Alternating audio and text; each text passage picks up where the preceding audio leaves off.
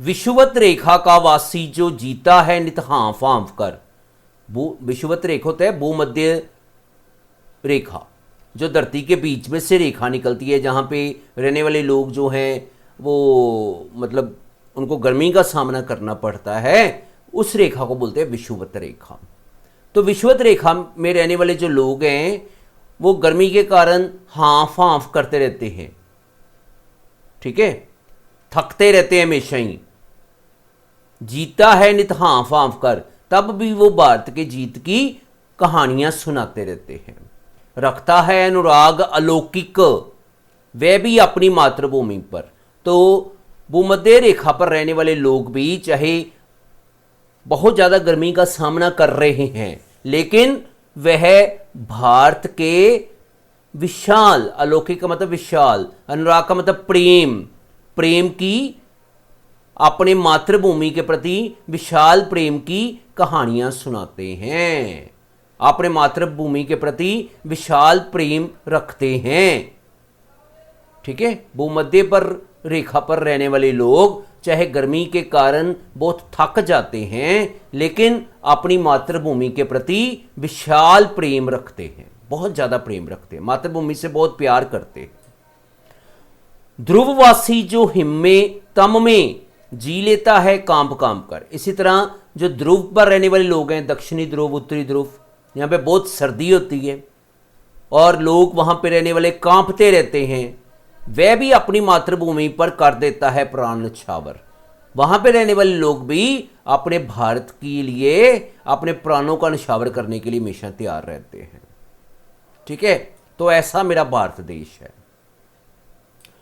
तुम तो हे प्रिय बंधु स्वर्ग सी सुखद सकल विभावों की आकर, धरा श्रोमणी मातृभूमि में धन्य हुए हो जीवन पाकर।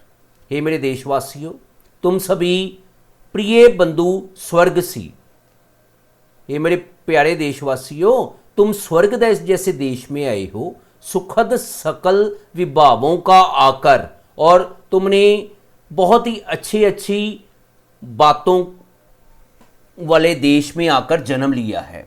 धरा श्रोमणी मातृभूमि में, जिसकी जो पृथ्वी है वो श्रोमणी मातृभूमि है, मतलब देवताओं की पृथ्वी है।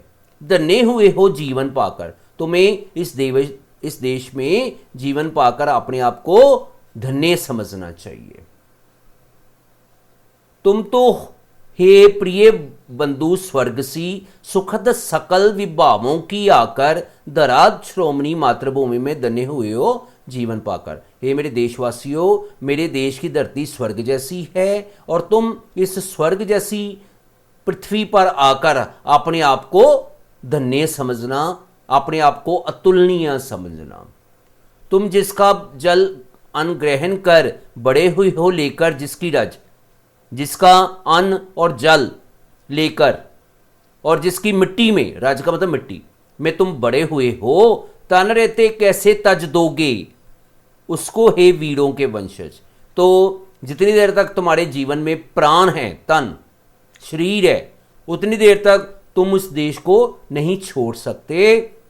तुम अपने आप को वीरों के वंशज कहलवाओगे, तुम अपने आप को वीरों के वंशज समझो, मतलब तुम ये समझो कि हम वीरों के देश में पैदा हुए हैं।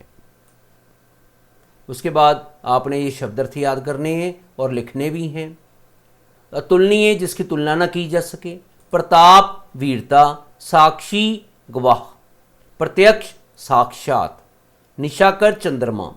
अनंत, जिसका कोई अंत ना हो, जिसका कोई अंत ना हो, अंत भी लिखना बीच में। दिव्य, अलौकिक, अलौकिक, दिव्य अलौकिक। सकल, सारा।